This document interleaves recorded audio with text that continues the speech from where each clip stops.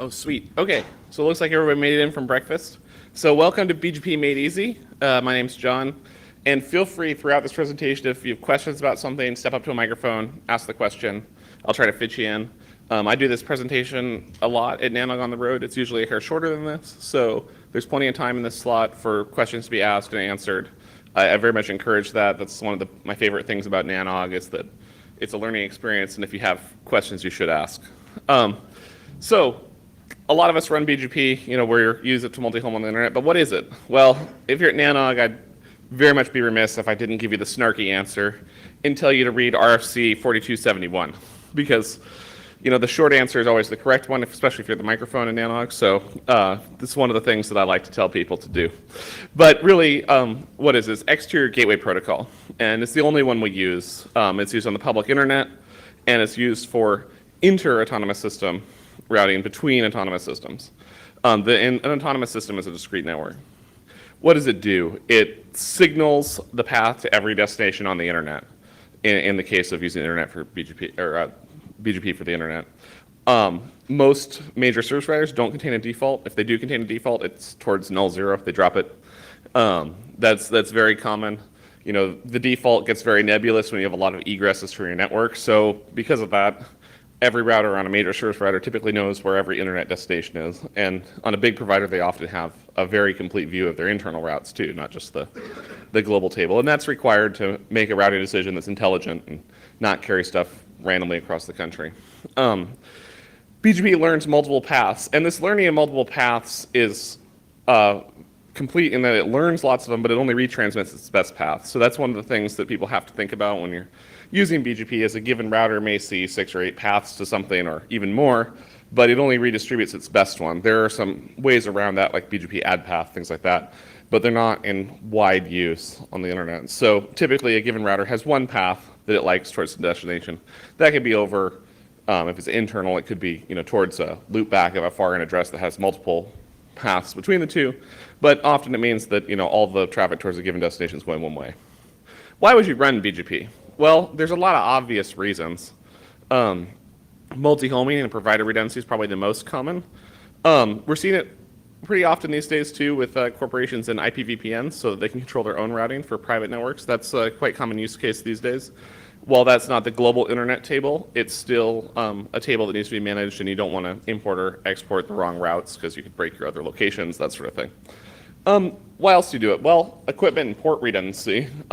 That's also a common reason. As internet access has become more and more important, people don't want to have one piece of equipment be their sole point of failure, or one port or one circuit be their point of failure for their access to the internet. And BGP is how you do that with a third party. You can't run OSPF towards a third party because it's not secure for anybody who's used like an IGP like OSPF or ISIS. You can't filter the routes going into it or out of it very easily. So it's not really suitable for use between networks that aren't managed by the same group. Well, the third use case is really peering. This is typically larger ASs, but with the advent of lots of internet exchanges around the world, a lot of small ISPs and enterprises are actually participating in peering directly. That most commonly comes in the form of a IX port, and probably remember the discussion from yesterday morning if you were in the opening session about IXs. IXs range from large to small, but everybody on them speaks BGP. And whether you've joined AM6 with a 8 by 10 gig port, or you've joined a little ISP in like Denver or something with a 1 gig port, those all take fundamentally the same routing policy requirements. You need to run BGP, you need to make agreements with your neighbors, with the other people on the IX, and configure those neighbor sessions. The fourth reason people really run this is connectivity quality. A lot of us these days are looking for better and better quality connectivity to the internet. This might mean most commonly like a cloud service or something like that. Say you're an enterprise and you want to establish a peering session. You might join an IX, establish a peering session just because a couple of your cloud providers are there and you want to make that traffic go directly. Or you might speak to multiple providers for quality reasons. One provider has a bad route to a destination you commonly go to. Get another provider, you both get redundancy and you can manipulate which one is used. The last one that I actually just recently added to this slide that I think is really important now with the advent of ever larger DDoS attacks is that you can do remote triggered black holing with most providers now. And That's where you announce a specific route, like a /32 single IP in v4, to the provider, and they drop traffic destined for that prefix. That's a really important feature if you're under attack and it gets too big for your circuits.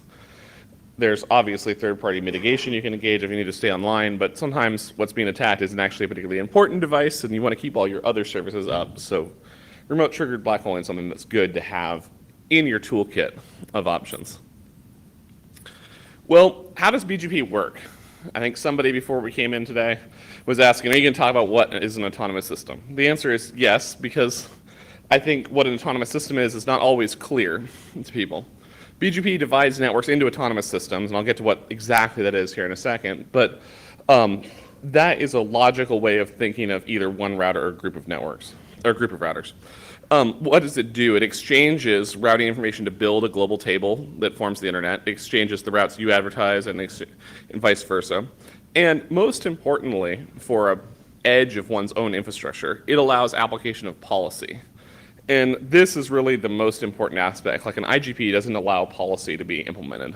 It lets you implement metrics, but it really doesn't implement policy. And policy is very important for us in the ISP world because it makes the network reflect what our business decisions are. And I think this is the part where we alluded to it a little bit yesterday in the opening, where business and engineering kind of mix. You got to make your engineering reflect your business practices. But before we get to that, an autonomous system is typically a single network, and it could be one router, it could be hundreds or thousands of routers. But more importantly, it's controlled by a single administrative domain. That's really where this definition comes in. It's all connected together in one infrastructure, and it's one administrative domain. That could be lots of people, but they're all working to the same policy. And you see this globally. You have a tier one, it's all one AS, it's all one NOC, it's all one engineering team. Those decisions they make are global. They're not unique to like the Seattle POP, because the network across the entire footprint operates the same way. And that leads into a common routing policy. The common routing policy means that they all behave the same way. Their interconnections with other providers behave the same way in every city. And those are identified by an ASN. And that's a globally unique number assigned out just the same way IP addresses are through the hierarchy of RARs from ANA. And that's very important that those are unique because people tie your routing information to them. Although just like IP addresses, you gotta remember there's nothing protecting somebody from using your ASN. That's totally possible at the moment because people don't do RPKI. That's a different presentation, but very, very important to note that this is just like the rest of routing, entirely honor-based. How do you exchange routes at BGP? Well, exchanging routes is done by peering. Peering has multiple definitions and does not mean necessarily free. And this is probably one of my biggest pet peeves in routing linguistics here, is that peering is both used to describe settlement-free interconnection and a BGP peer, which are not the same thing. A BGP peer means that you established a routing adjacency with somebody. It can be for money, it can be for free, it could be over an IX, over a dedicated circuit, it could be over any number of media, but that does not necessarily mean it's free. And that's an important distinction throughout this talk because I think it's confusing that we use the same term. Unlike an IGP, neighbors are set up on both sides.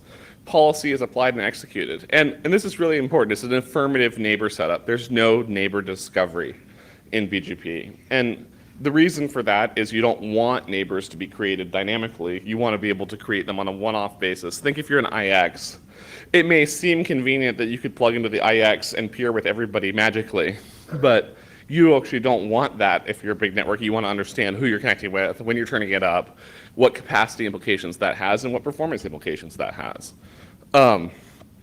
So the only exception to that would be, of course, route servers, but route servers typically tell you what you're doing, and they're optional to join at most IXs. So that's the static configuration, and that's what makes BGP unique, and that's really what defines an external gateway, an EGP, and an external gateway protocol, because you need to have those statically confined. Okay, so policy. What is the policy? There's operational policy. You know, I'd put this in the category of only accepting certain routes. You only accept routes you should be getting from somebody. And this really applies to customers and peers, but a lot of people don't actually apply route filtering to their peers. They trust them, and if they don't trust them, they just don't peer with them. Increasingly, it's probably a good idea to put some sort of filtering on your peers if you can, but generally, given the number of routes involved, that means you're going to have to do it in an automated fashion. And that would be generating prefix lists based on programmatic ways of doing it, like a routing registry and generating the prefix list you should see from a peer that way.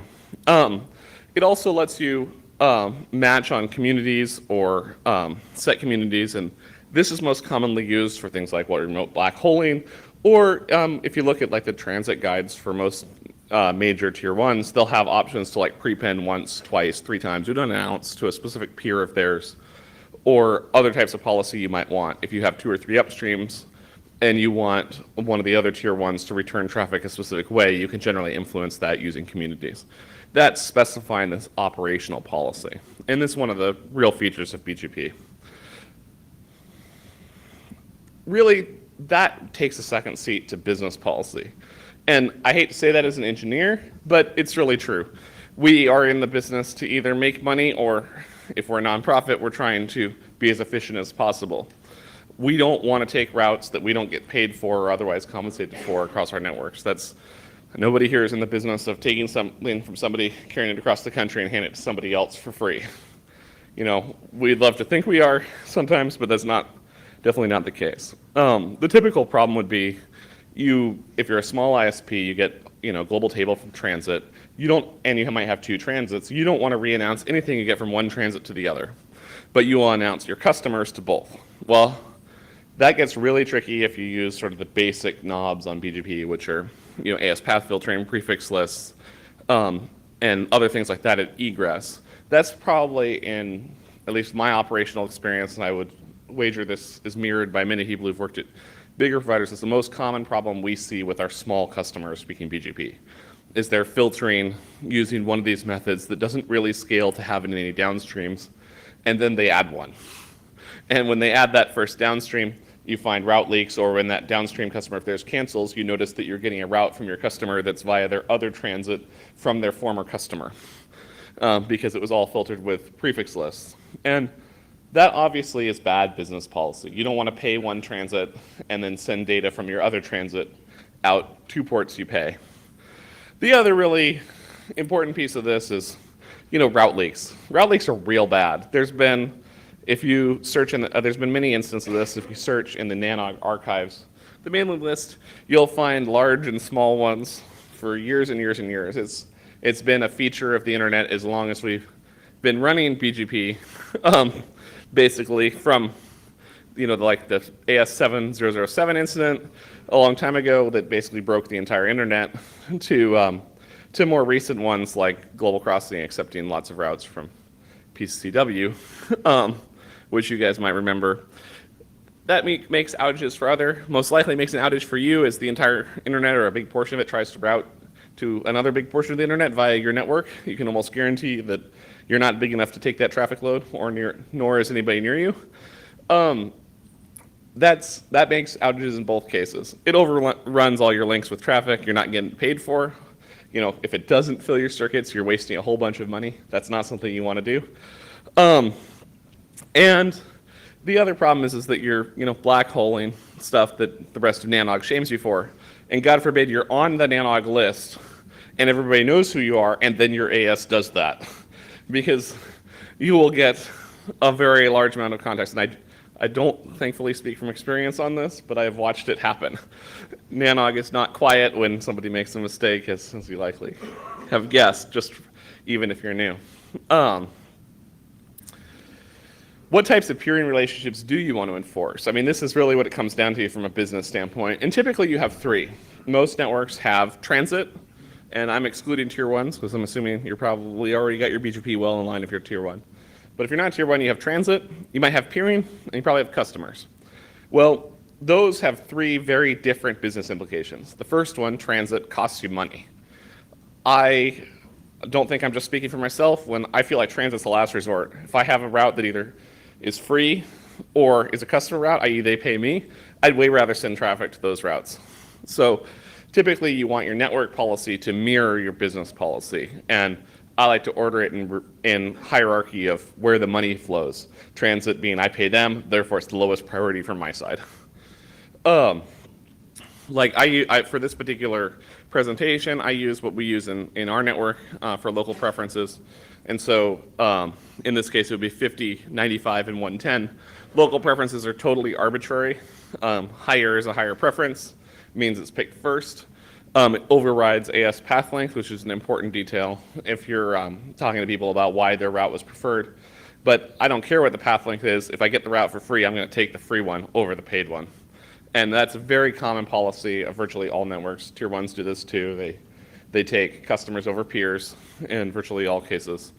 Often you can influence which one of these tiers you get with communities. If you really want to use a transit as a backup, often you can set your routes to be, typically they'd say something like lowest possible or something like that. And in a lot of networks, that's setting it below their peering and below their transit, so that unless they don't see the route from anywhere else, they'll never use the port, and that's a backup only. So sometimes you see it as last resort or backup only preference level. And that's pretty commonly used for people that want to have, say a smaller circuit for backup, but they want it to be there and they want it to take over, but not have any traffic the rest of the time. Well, and I'll warn you, this presentation is rather Cisco-centric. A lot of this can be translated to Juniper, but it takes a little bit of work because the syntax is basically completely different than iOS. I do show some iOS XR examples in here as well. As we keep adding more platforms to the global internet, you have to kind of translate this for each platform because all of them have slightly different ways of implementing what was route maps or route policies on iOS XR. And I think that's an important caveat here. But a little bit of Googling can help you figure out how to do it. You have to have a hair bit of programming understanding, but it's not complicated. It's just if-then statements, so it's pretty easy. In iOS, prefix lists can be applied directly to BGP peer configurations. I do recommend this for customer-facing ports because iOS is not a default deny platform. It's a default allow platform. So typically, my bet is always to put the prefix lists in multiple spots on your configuration so that when the NOC tech removes one of the lines inadvertently, you can't accept a full table from a customer and re-announce it. That thankfully is going away as people deprecate iOS from their core infrastructure, and Junos was smart from day one, and iOS XR finally got a clue about deny by default. If there's no policy, it doesn't do anything, as opposed to if there's no policy, it does all kinds of bad things. Which the subtle laugh you get from people are people who've experienced that problem, which, oh my God, the network blew up because this line of config didn't exist, as opposed to nothing happened because this line didn't exist, which is a very drastic change. On iOS, you'd use route maps. They can match all kinds of stuff. Most importantly, they can match communities and by way of community lists. And that is really important because that allows you to move your filtering around. iOS XR replaces all this with route policies. I've always said that the best way across a network, and this is typical of every major network in the world does this, is to filter with communities. And that's to filter all of your egress announcements with communities. You take and you apply when you get a route, you classify it, you apply a community, which is just a tag. It lets you then explain, to your routers basically where you got the route from and what they should do with it, even if it's the same route. So a classic example of this would be, actually I had a customer email about it the other day. They're like, well, my other upstream uses you and peers with you, but if I don't have transit for them, I don't want you to re-announce the route you get from them via peering, and not on the transit port. And I'm like, that's the default behavior, and it took a little while explaining that that's actually implemented on a per session basis, because a peering session, a settlement-free peering session, will never get re-announced to transit because it doesn't have the right tags on it, whereas a customer session would get re-announced to transit and peering because it has the right tags on it, and a higher local preference. But that's a great example of where this kind of policy gets applied. Filtering only ingress works great for both single router ASNs and multi-thousands of router ASNs. This means like you still can prefix list your customers, and you should, and I would encourage everybody to prefix filter their customers and max prefix limit them too, so that they don't deaggregate for recreational purposes, which seems to happen a lot on the internet these days. You can filter at that customer or at the customer edge. You're not going to update if they want to add a prefix, they only have to add one prefix list. Then anything you get via that session, you tag with your communities that says to your network, hey, this is a customer, I want to announce this to transit, I want to announce this to peers. You have to design the policy in such a way where you don't do things like just announce to transit, not to peers, because at least if in our case, we would not want a customer announcing to us that tells us not to also announce to our peers or our customers if they're announcing to our transit, because you can get some very creative ways of customers black holing themselves, especially if they do stuff like do not announce to your customers and you have single home customers that don't have a default.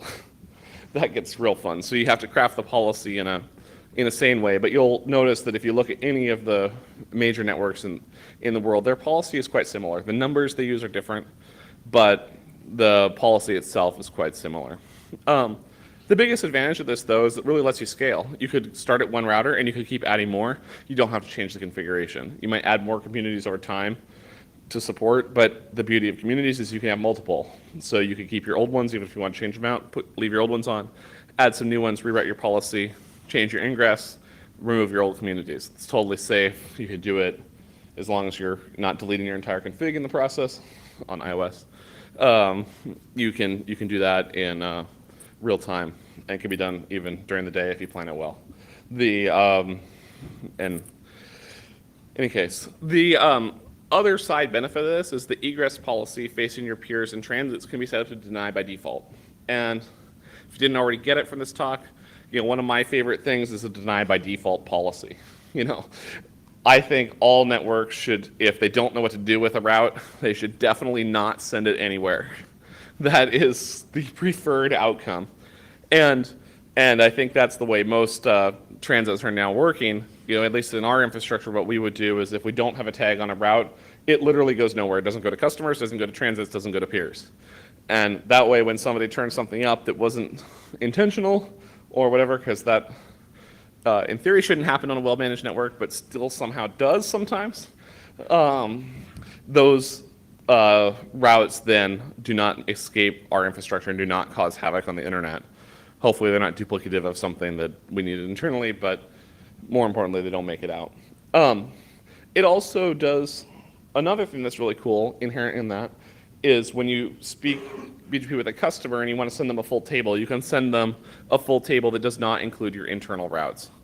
And this is another thing that we see very commonly with small providers, is that if you take and look at a full feed that they send you, it typically includes more specifics out of their own routes. And that's because they're doing a prefix match and sending everything out that matches a specific set of prefixes, instead of saying, hey, we're only sending our aggregates because we're matching them with communities of the same stuff we send to our upstreams. And for larger networks, those internal routes can be quite a large number of routes, and you don't really want them in a customer's table, because if they accidentally releak them to a transit, the more specifics will take over, which is very bad when that happens. Yeah, because customers a lot of times are peering BGP now with things like firewalls.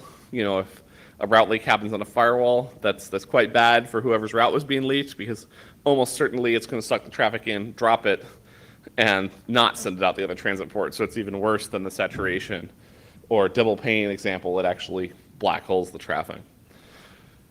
In any case, what else can they do? Communities can do all kinds of stuff. At least in our infrastructure, we use them for remote trigger black hole. We indicate location we got the route from. Internal routes are indicated by metro region, all kinds of cool stuff. This really helps as you scale. If you're a larger provider and you're working with CDNs, often they want data on where did this route get originated from? Where is the customer that's in this IP block? Well, that's a pretty important thing to give them, because it results in direct customer experience. And what we're all here for is to have people keep paying their internet bills or paying for their hosted services or whatever.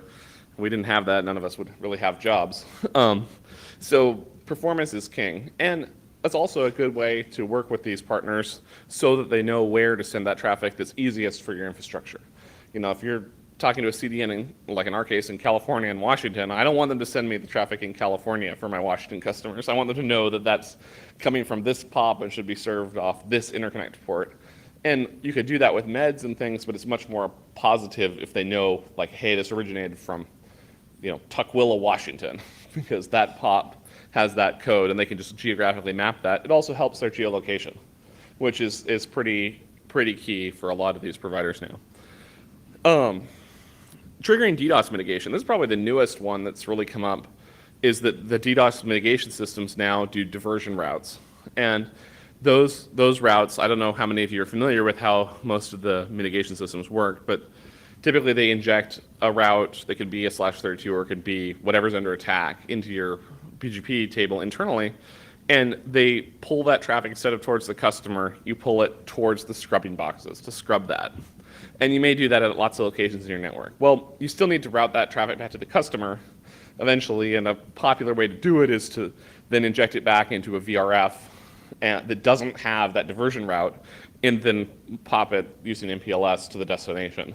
And at least that's what we do in our case, and I think that's very common, but it's a way to do it all with BGP. And doing it with BGP makes it so it can scale. This can be done in an automated fashion. Nobody has to configure something. It goes back to normal when it's turned off, and you can do it to many, many destinations at once. There isn't a particular another good way to do that. I've also seen BGP used for a number of other sort of custom applications and communities to watch that. A lot of people use it for any casted services. You might want to tag those with communities so that other particular devices around your network could watch for those services from specific hosts, that kind of thing.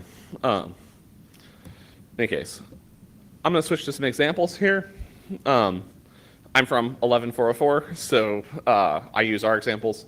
In this case, this comes back to that policy we were discussing where you don't want to announce to transit and peers but not customers, so you can kind of see how the communities build on each other. There's an announce to customers only community, there's an announce to peers and customers community, and then there's an announce to all three. And that 993 community would be what we would use for transit, for customers that need full transit. That announces to everybody. In reverse, we build what we send to customers by a combination of those three plus the summary communities for all transit and all peers. And I think this is a pretty common way to do it. This eliminates all your internal routes from the feed you would give to customers and makes it a very positive thing. The only real way to break this in a bad way is to have somebody turn up a transit or a peer without a policy on it that you then set up to prefer, but they don't apply a community to it, because then you don't re-announce it to anybody. This is probably a best example of where this can go wrong, but also a great example of where you should be fully templating and automating your config. If you're turning out new peers and you're creating new route policies for every peer, you have a problem. Either you're not grouping them or not automating or not templating or all three. That's a policy thing these days.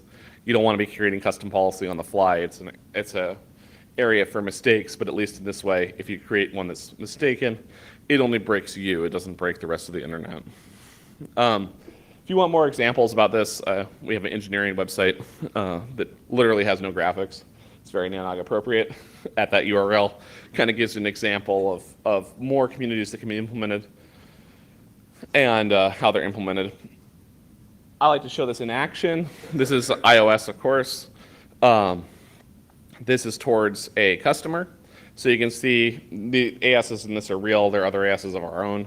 Same with the prefixes. I don't use customer ones for this purpose, but you can see where we import prefix lists and we assign a route map to it. That route map sets the local preference and the communities appropriately to say it's a transit, and in this case it says it's a customer route, and it says it's, if you looked it up online, you say 3010 is the Weston building. So that's a transit customer in Seattle. You can tell that just from the communities. And then you can see what we send out in that full tables output. And I also would really recommend that if you're generating this, use simple names. Use names that make sense to a human. I've always called this the, if you page an engineer drunk at 2 in the morning test, can they figure out what the policy does? And one like full tables out is sufficiently obvious to know what it is. That's our full tables feed to a customer. Okay, cool. And a lot of providers I've seen get really into naming things in what I would regard as a non-human readable way. And I've always been somebody who thinks that's quite dangerous, because when something really goes wrong, humans need to look at the configs. You don't really want that to be your standard mode of operation, but you want that to be possible, and you want it to be intelligible. And I don't get paged very often, a few times a year now, but like when I get paged, it's usually at 3 in the morning, like after I fell into a deep sleep 5 or 10 minutes before. And I don't know about you guys, but those are the times where I'm very thankful for easy naming conventions, because I'm trying to figure something out in a hurry. And I really believe that it helps with the mean time to restore quite significantly. And we've had this debate internally, and I do actually in our internal meetings call it if the engineer is drunk test, does this work? Because that never happens, right? Nobody's ever been paged while drunk. Or incredibly tired. This is the same exact implementation, but implemented as a route policy. So this is iOS XR. You can see we're setting the local preference, and we're setting the community. There's a community set that sets the communities. So iOS XR is easier to use community sets in. So there's a customer in community set for this router. As opposed to saying them manually on the route policy. I think that's another example of where you can summarize. And for a given router, every customer should have the same community on that router in most cases. So if that's the case, do something simple, call it customer BGP customer in. That's what every customer that's full table that's announced to the global internet gets on that router. Share as much of the config between route policies as possible so that they're simple and people aren't touching the complicated parts of the config, because that's where it always goes south. And we had an incident just the other day where customer called in saying their remote triggered black holing wasn't working. The config was tested in the lab, like it's the config that's on all the routers. That did not stop the on-call engineer from reconfiguring the policy, even though the underlying cause was the customer not sending the right community tag for the black holing. There was no policy problem on our side, but it was the customer not saying the right community. That is the kind of thing you want to avoid people thinking needs to be troubleshooted. You shouldn't have to troubleshoot your default policy. It should be well vetted. And if you have a lab or even a spare router or two, setting that up and testing the various iterations of it, making sure it all works, is great, because then they can be cookie cutter across the whole infrastructure. And cookie cutter is the key to reliability. It also is the key to automation.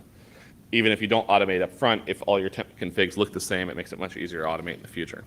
This is the same config towards the transit. This is towards XO. This is one of our XO peerings, or transit peers. And you can see we're doing descriptions that match that rule, keep it simple.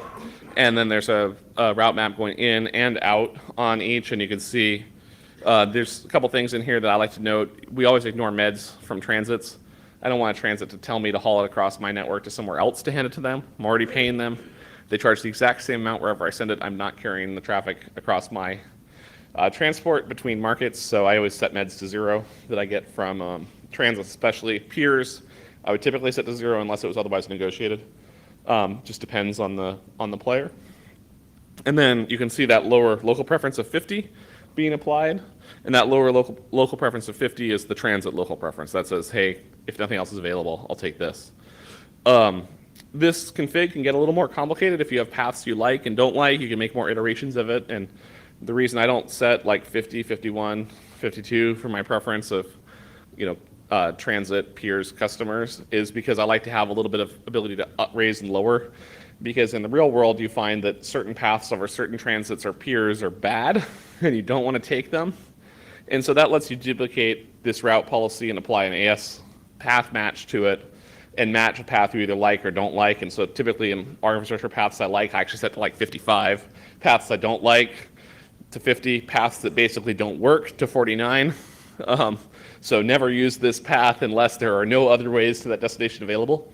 And I always do it with local preference, and I think that's something that's very important to get people in the mindset of, is don't ever block something what you're getting from a full table transit, just lower the preference enough where you don't care. Because if you block it, that's asking for you to create black holes at some point.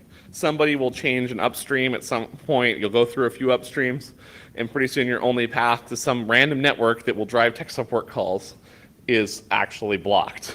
And people are like, why can't I get to this website in Romania? I don't know. And you look at it and you're like, somebody blocked the whole destination. So you don't want to do that. You want to just lower the local preference so that, worst case, they're headed towards a route that has a local preference that's the I don't care at all local preference, because it will still work.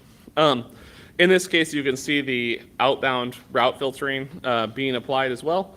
It's matching just two communities, 993, which is the one that's transit, and then I keep a specific one that says announce only to this one transit, and that's used for specific traffic engineering internally. We have some cases where some of our routes, we just list a couple of transits in that market and don't announce them to our global transits, but we don't allow customers to do that because it gets weird in a hurry when customers try to do it because they don't usually understand where you're connected to which carriers. Some real world examples. You can actually see this if you do a show IPBGP on one of our routers. This is a old 6500 that's actually not there anymore at this site, but it shows it quite well. So it was a Portland router. You could look at this /20 and you could see that it was coming in from the loopback of a Seattle router, and the reason we're seeing the loopback is this is all next hop self infrastructure for BGP, so all the iBGP sessions are built between loopbacks.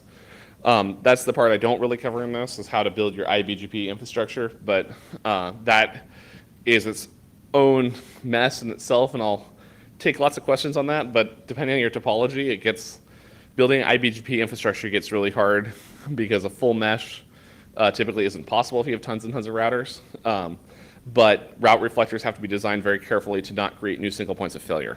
And I've seen a lot of cases where people have gone to route reflectors but not understood that, okay, I have 5 sites, and these 3 sites on this side are all route reflector clients of 2 routers in this one POP. What happens if that POP goes dark? Does all your connectivity really go through it? And often the answer to that is actually no, but you lose all your routes.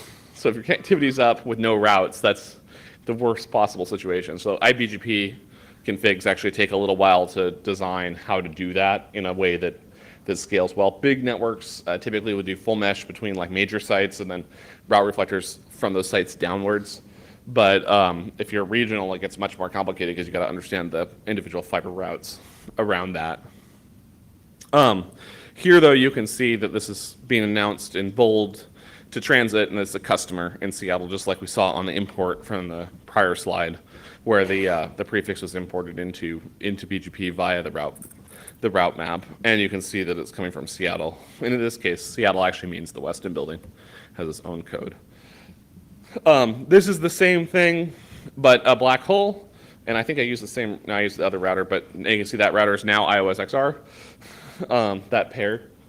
And this would be a great demonstration of showing something that's been black holed. The only caveat with creating your own black holing infrastructure across the network is that you have to rewrite your next hops. And that gets a little bit tricky because if you actually want a distributed black hole, you have to go around on all your routers, and when you set this community, they have to recognize it and rewrite the next hop to be like a null interface.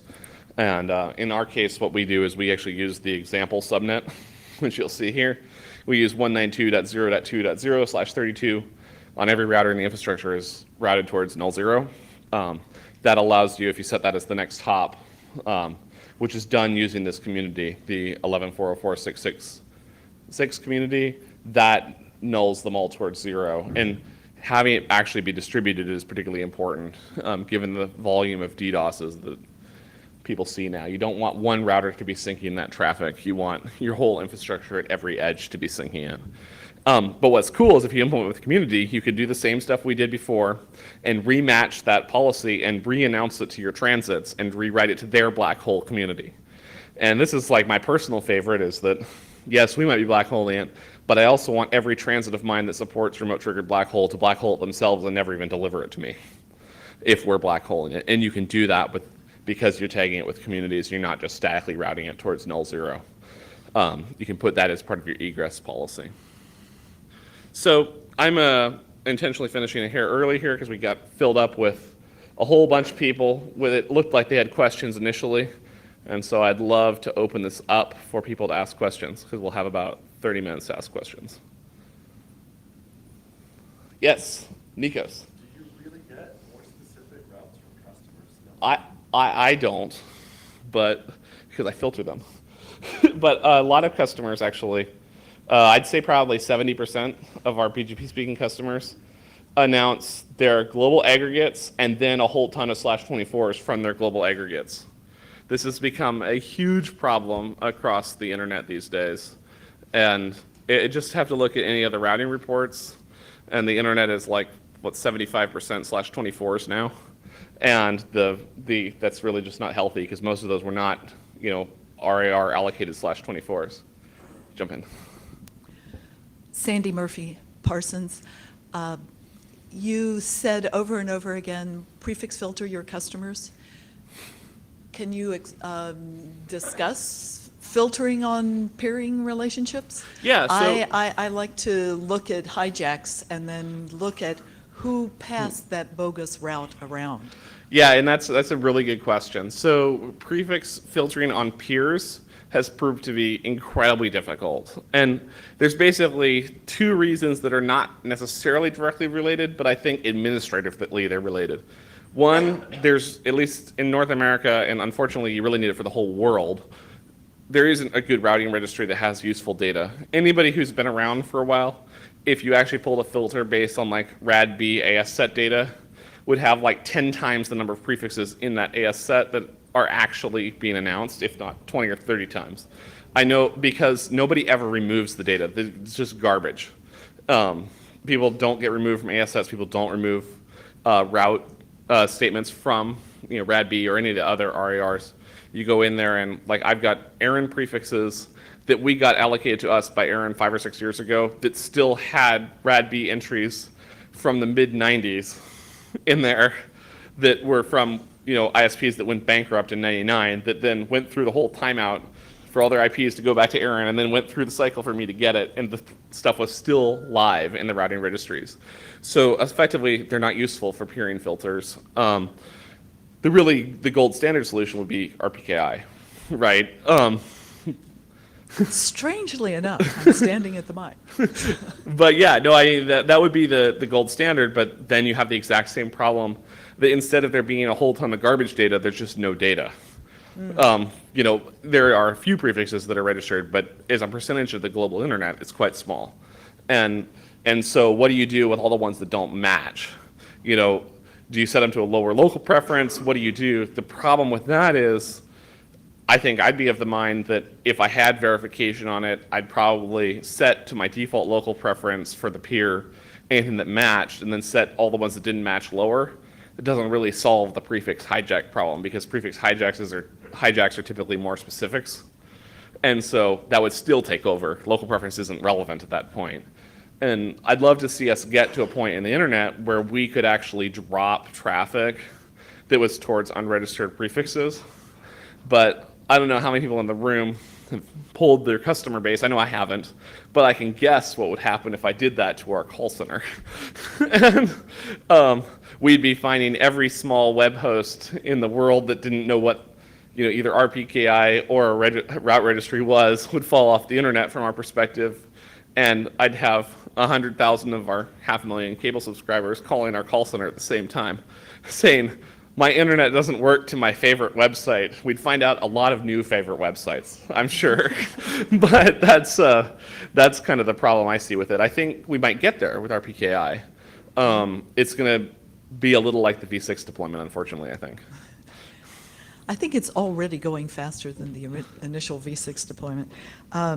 So one of the problems that I've heard expressed is that you have to kind of like include in your prefix filter everything in the customer cone, not just the customer, but the whole cone, which means you're regenerating your prefix filters all the time. The RPKI has, you express the origin, and it doesn't matter how it gets to you. You can decide the origin. Your examples of prefix filterings would be good places. It's an easy match for valid and invalid and Yep. not found.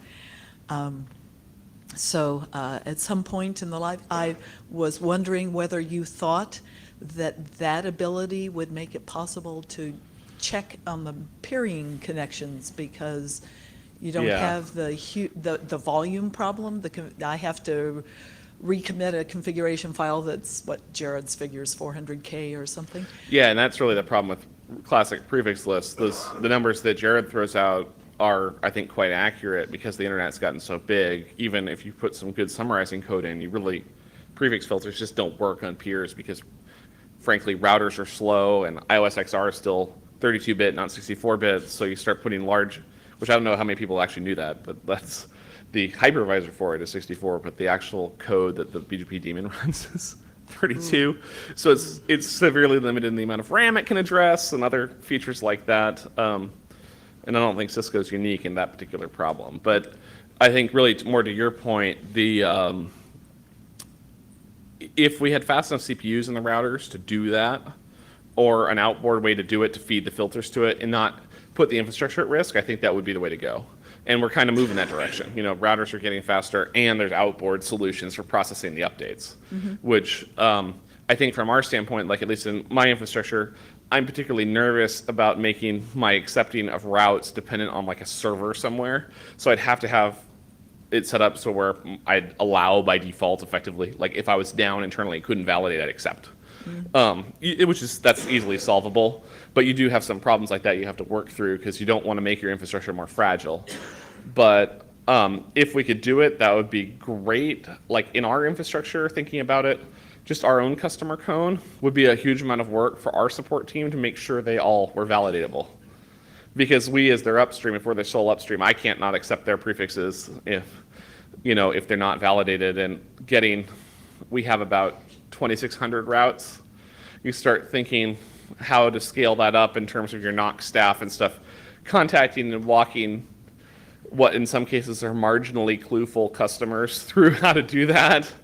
That gets really interesting. The other thing we see a lot that I don't know how it's going to be reflected is people swapping space around, either for DDoS mitigation providers or one provider subleasing some IP space to someone else, because keeping the whois records up to date is proving to be a problem, let alone keeping assigned origin validation up to date. Because my suspicion is that those are kind of two levels of difficulty. You have the whois is a pretty low bar, and the origin validation is a hair higher bar, but not much, right? Yeah. But if you find that like company's been bought 3 times and they've given this space to whatever company ended up with those assets, I just went through an issue where we were using a bunch of IP addresses that were 4 years out of date from a merger and acquisition because nobody had realized it, and it had about 50,000 cable modems in it. Oh. And so like that would have been a problem if that was validated because well, A, we wouldn't have been able to announce it, but nor would the other party that acquired part of this bankrupt entity. So how do they update the whois if the Painfully. Aaron doesn't know? Well, Painfully. Yeah. So once you've got reestablish the relationship with Aaron, it's just a click to do rows. The real trick here is that the whois data is sort of hopelessly out of date in a lot of cases, because that policy of getting up to date with Aaron is difficult on purpose because of people stealing space. But when you're going through an M&A, I mean, I probably put in the last year in the 3 or 4 companies we've bought, like 20 or 30 hours into dealing with Aaron on transferring stuff. And like, I know the reviewers, and they know that I'm not like a spammer trying to steal the IPs. Just providing the documentation that's required by policy is tricky. Well, if you start making that process be required to keep them reachable as you merge the infrastructure, that actually becomes really tricky. And I don't know totally how you do it, because if you buy the whole company, you probably have their old access. But if you buy part of somebody from bankruptcy, or acquisitions are not always as convenient as you bought the whole thing and you now have access to their old contacts, because that of course would work. Right. You wouldn't need Aaron to update. Right. And as we're proceeding into an era when IP addresses actually have some monetary aspect to it, it may be that people start paying a little more attention to whois entries. We can hope. I can Come on. hope. Yeah, I think you're going to see that, and we're going to probably see theft if we haven't already. Yeah. I'm sure we've seen theft already that we just don't know about. Everybody has, because IP addresses, I don't know what's the going rate now on the marketplaces, 12 or $1,300 for a /24. Well, people are going to be trolling those for what defunct company has what space that I can swipe and nobody will notice. I mean, it's sad because being dishonest actually wouldn't be that hard in those because you're providing legal documents to Aaron that they have no way of validating. I mean, if you do a transfer, you're sending them your purchase agreement, but do they know that the purchase even happened? Is that even publicly available? Unless they're public companies, probably not. I know we don't publish anything about what entities we acquired or how we acquired them, so just because they came from our lawyers, that doesn't mean they're actually the real docs, right? And this is a sad state of affairs that the internet's so based on trust that we start seeing that trust evaporate as resources and actors get less honest, basically. Okay. Anyway, does that answer? It was a wonderful answer. Thank you. Any other questions on this? How many of you guys run BGP for your ISP? So, good percentage of the audience. And some of you I know are big networks that I see raising their hands. Any other actual technical questions or implementation questions? Yeah, jump in. Stanley from Tanner. Yeah. Can you revisit what you spoke about using communities to mitigate DDoS? Yeah, so if we pop back to that slide, let's see here.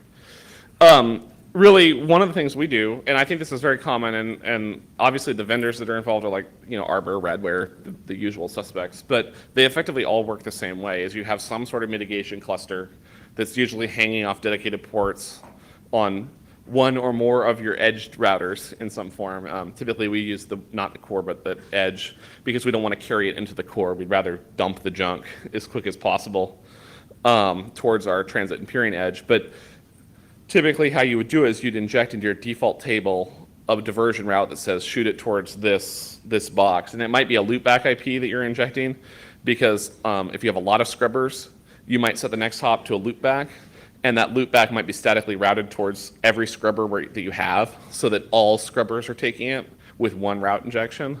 That would be pretty common, but to get that back into the global table, that traffic back following the normal forwarding domain, you actually create, at least on Cisco, you create a VRF that imports your whole global table except the diversion routes with the next hop, and the clean side of the traffic would go into that VRF, and then those routes from the global table are leaked into it that don't have that. So that VRF doesn't have the more specific that would create a loop, and then it would route the traffic that's in that VRF to the next router destination downstream.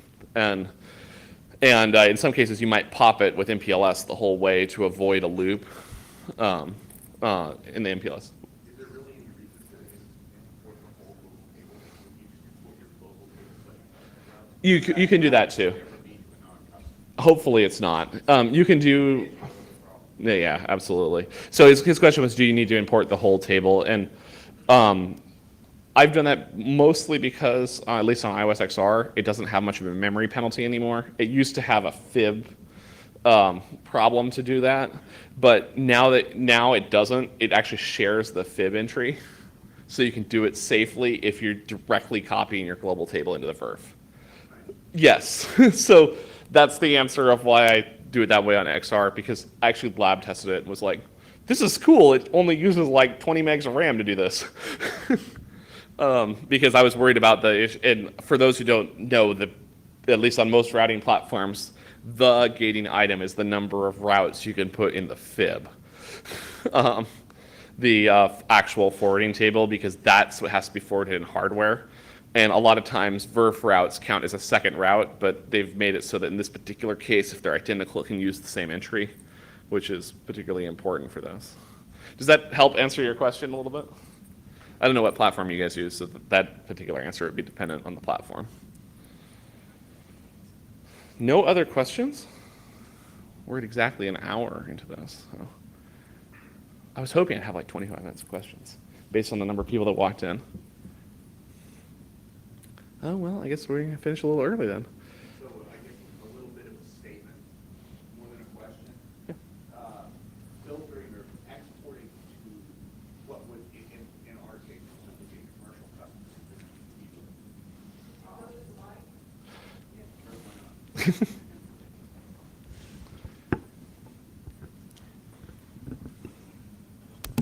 It seemed like sort of a mic-less question setup. So in a lot of cases, in ours in particular, we have like an internal group that handles DOCSIS, right? Yep. WOW, James Ashton, WOW, cable. And we are finally getting them moved over to BGP so that we're doing BGP with the CMTSs and accepting their routes and therefore able to easily tag communities. But prior to this, it had been all static routes and OSPF because that was all the Sounds CMTSs really capable. familiar. Yeah, no, I'm sure. But it's your export filter to your commercial customers is a lot more complicated when those routes are not in BGP until they get to the edge. Yeah, and I think my recommendation for that particular config would be if you have to speak OSPF to a device on your network, speak it in another OSPF instance that's and then re-import it into BGP if you possibly can. Like say you have a CMTS and then you have like aggregation routers at that head end or whatever. If you possibly can, put your CMTSs in another OSPF instance so that you're not polluting your main OSPF table. But I come from a cable side too, and I can tell you that like in our infrastructure, that wasn't even possible because the amount of gear that was deployed didn't allow it. Exactly. Um, That and M&A, and Yeah. you always end up with networks that you haven't had time to do anything to yet. Yeah. So you always end up with those routes somewhere in your IGP because that's just how everybody always did it. Yeah. So that's, in the end, at least until we get everything moved over to BGP, which we're in the process of, we're still using actual prefix lists because, There's no other good way to do it. yeah, the internet, all that stuff comes in. All of our upstream and peer routes come in through community, but as far as our internal stuff, we don't really have any way of doing it other than a prefix list at the moment. And I think at least in our case, the way we handled that was probably the gold-plated approach. It happened to more recently coincide with a CMTS upgrade and a backbone router rebuild, which is a luxury that most people don't get. So we left the old turd going with its OSPF everywhere with everything in the OSPF table, turned up a new infrastructure, connected eBGP between the two, and started rolling CMTSs to BGP one at a time. But because there were no customers on the edge AS, the default would work and you'd not create routing holes by doing it. So you could just basically nab the traffic before it reached the legacy infrastructure by the BGP connected CMTSs. And so we've been rolling in one CMTS at a time. But honestly, that is very hard to do live if you don't also have a big other project for replacing hardware going. In cable land, that happened to coincide with us going to 16 and 32 QAM everywhere for downstream, which is, for those that aren't cable, that means prepping to offer 1 gigabit cable service, which was a big capital initiative on our side, and I think that's likely the same as a lot of people these days are doing big upgrades in their DOCSIS plants to try to offer next generation speeds, but that often means more CMTSs, which made it a little more flexible. But if we hadn't been doing that refresh, I think we would have been trying all kinds of crazy route policies and trying to shrink OSPF domains and import them at specific strategic locations and do it all without creating a new single point of failure, which is the fun part. Did I hear you recommend redistributing OSPF in the Only in very specific circumstances. So the question was, this is the trick question because redistribution is typically quite bad. I typically on our internal infrastructure do redistribute connected and statics just so that somebody could put, and I do it without filtering into our internal BGP table. But that also means it never gets reannounced to anybody. That's specifically for our enterprise team going IP route towards a customer circuit that has like a dedicated IP allocation, so that just works without having to contact any of the backbone team.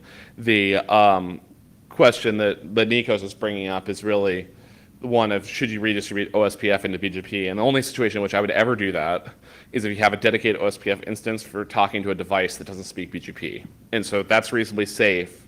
Put some communities on it, have that OSPF instance only be on a couple routers and only be on the devices that don't speak BGP, so that it's a very small contained number of routes. Then that's probably safe. You still need to put some careful guardrails on it, like not importing your default and some other fun things like that. It is very ugly, and it's one of those ways, and actually the place we've come up with that the most often is acquisitions. And we usually use an internal set of communities that we just apply to, hey, this is an internal only route. It came from something like this. Though that would be kind of my method of it, and then try to eliminate it as quickly as possible. And I think that comes from, there's sort of two schools that actually we were just talking about, where older networks typically had every device running OSPF, and newer networks typically have the IGP and BGP, and like customer routes are only in BGP, just like peering and transit routes. And that's kind of how we've changed as the number of routes has gone up. And part of that is really a lot of backbones now have many more links in their backbone. So actually controlling OSPF table size or ISIS table size is pretty important for convergence times. And like a big ISP might have 10 or 20,000 customer prefixes. You don't really want those in your OSPF anymore, because you want your OSPF to reconverge and actually come up quickly so that your BGP sessions that rely on that IGP being up and converged can start being brought back up very quickly if a router loses connectivity. Anyway. Oh yeah, jump in. With regards to what you were talking about before about redistributing static and connected into your IHV, do you have any special sauce for your experience in how to prevent your transit/30s and your peering blocks from not being redistributed? So in those ones, it's not necessarily bad to have them redistributed in BGP. So, but classically you would have put them into your IGP, right? But now if you can do next hop self, you don't need them in your IGP, which is the reason for setting next hop self on your iBGP session, so that instead of the peering or transit far in network, you actually get the network that is, the loop back on the router. But there's been a fair number of DOS attacks, and I think this is probably what you're mentioning, this because of the prominent one was towards, I think it was Cloudflare via links. I can't remember exactly who it was, but a lot of traffic ended up destined to the exchange prefix, and people were carrying it. So the IP block that belonged to the exchange was under attack, and that was reachable because people were carrying it in their IGP. And so, so it happened to you too. So I think there's sort of two pieces of policy there that are important. Whether or not you carry it in your iBGP is probably not that important, but what you really need to do is, if you're at one of these IXs, is have proper egress filtering facing the IX. You shouldn't have any traffic destined towards those prefixes except your own BGP sessions. There should be no other traffic destined towards them, and you should only accept traffic from them. And the reason to accept traffic from them is so that trace routes work, right? Because if you accept traffic from the IX prefix, that's the TTL exceeded messages that make a trace route work. But you should never have anything towards the IX prefix. And the same thing goes for all your transits and peers. And I think any of us that have been under pretty large DDoSs probably have noticed that what happens is people like to DDoS everything they see in the trace route. And I don't know how many of you have seen that, but I've seen it multiple times where like literally every hop in the trace route, like you take the destination that's being DDoSed and 8 hops back, every one of those /32s that the customer can see in the trace route is now under DDoS at varying levels. Like in our infrastructure, we solved that by actually allocating all of our backbone subnets out of dedicated prefixes that are filtered at the edge of our network everywhere. And they're only ingress filtered, they're not egress filtered, so the trace routes still work. Customers can't tell they're filtered. The only way they can tell is you can't ping what you see on a trace route, which sometimes breaks things like MTR, but we tell people they shouldn't be running that anyway because it's not a useful. Our official response is that pinging the routers on the destination has no bearing of anything on the end-to-end latency. Some IXs spend a lot of time policing the redistribution of the IX network internally. Well, and I think there's a difference between redistributing internally and re-announcing it to customers. So like if you looked at, we're a member of the Seattle IX, Nico's a member of the Seattle IX, and like the Seattle IX prefix is in our IGP, but we drop traffic destined towards it, and it's not tagged with a customer announced prefix. So a customer would never see it in their feed from us. It's technically in ours, but there'd be no way for the IX to detect that other than our own looking glass, because we actually drop the traffic. Yeah, but for the IX's portion, it actually doesn't matter which it is. Because as long as you're dropping the traffic, you're doing the right thing. You need to not deliver that traffic to the IX. And that's really the gold standard, is just don't deliver the garbage traffic, because there should be no traffic to an IX. I actually should probably add that to one of these presentations. There's ACLs towards an IX or towards a transit, because it's actually pretty easy, because, I mean, you really have to think about it. All you have to do is redistribute or allow BGP, which is just it's one TCP port. And so that's actually quite easy. You know what port is going to be on span 179. You know that. You can put that in your edge filters. You know what destinations it's going to talk to. So at least in our typical ACLs is that we allow anything to anything on the edge devices that is source and destination of the IX prefix. So the other IX members can ping us and do whatever they need to do directly towards our edge, but nothing internally on either side can pass towards those prefixes, which is kind of a nice solution. Any other questions? No? No other questions. Okay, thank you guys.